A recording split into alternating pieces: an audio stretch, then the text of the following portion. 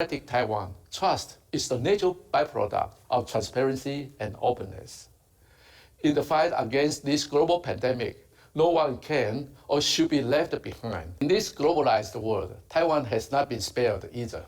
However, despite our proximity to the origin of COVID-19, the disease has not inflicted the same damage in Taiwan as seen in China and many other countries.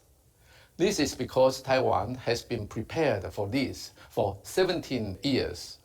We learned the hard way from the SARS outbreak in 2003. When SARS hit Taiwan, I was head of the Department of Health, now the Ministry of Health and Welfare. SARS revealed many of the flaws and inadequacies in our epidemic prevention system.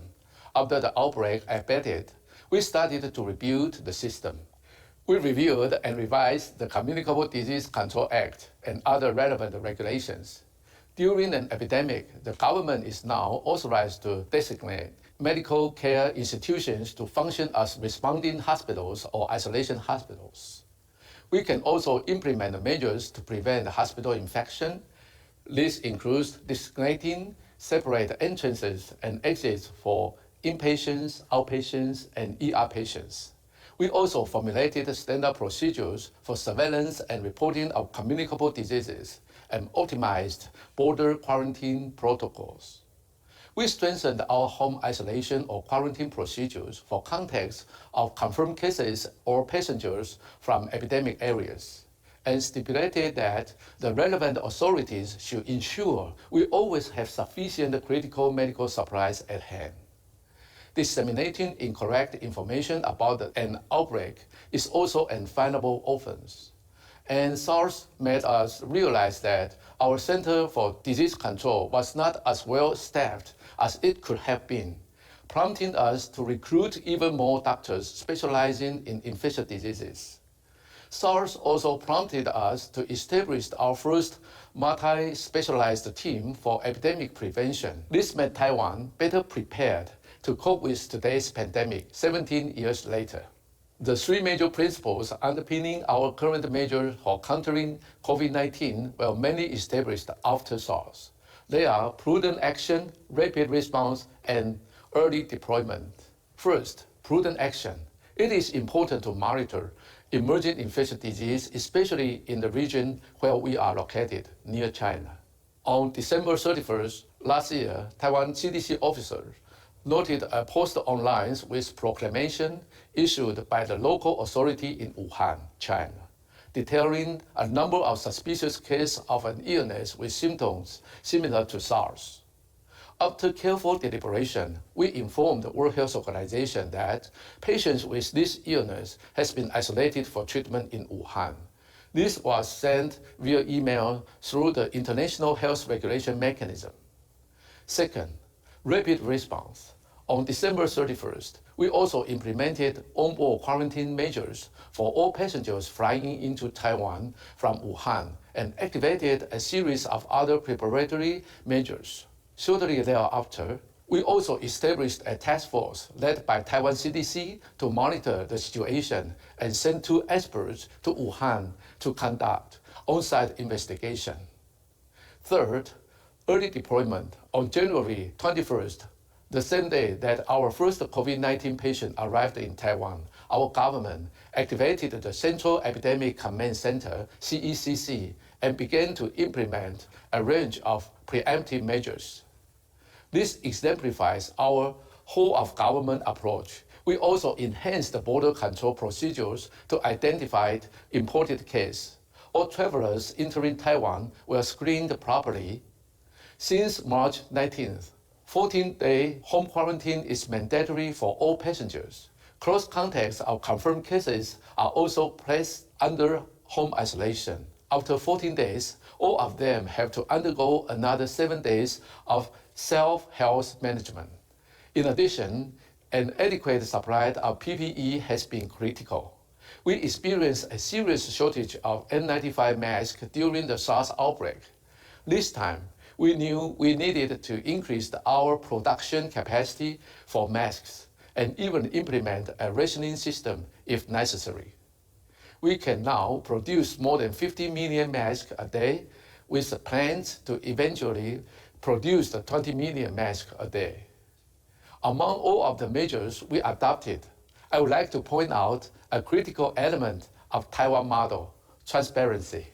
From the very beginning of the pandemic, the Taiwanese government has spared no effort in ensuring that the general public has open access to COVID-19 information. The CECC has held a daily press briefing since January. During this event, the Minister of Health and Welfare and his team share the latest numbers of confirmed cases. They also explained their approach to preventing the spread of COVID-19 and related policy decisions. These briefings, in turn, generate accurate news across a broad spectrum of media outlets. By being as transparent as possible from day one, the CECC quickly established its authority and earned the trust of the public. This trust has had a stabilizing influence on society, encouraging citizens to follow government guidance and rules, and making the public less vulnerable to disinformation campaigns. This has created a virtuous cycle. This transparency, both in spirit and in practice, stands in sharp contrast to authoritarian China, which has tightly controlled information about COVID-19 right from the start.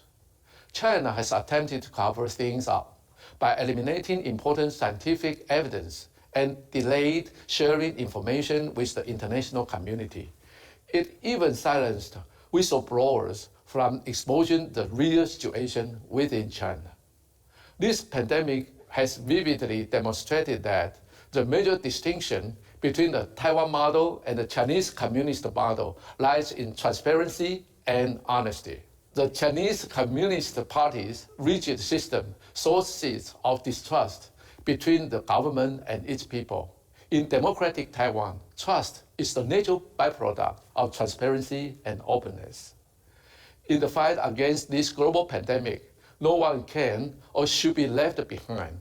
We can only win this battle through close information sharing and collaboration.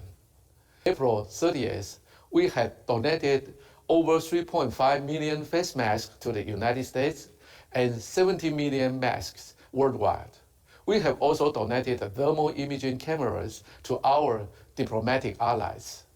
Elsewhere, Taiwan's top research institute, Academia Sinica, has held video conferences with EU officers and scientific research institutions in the Czech Republic and Turkey to discuss possible collaboration.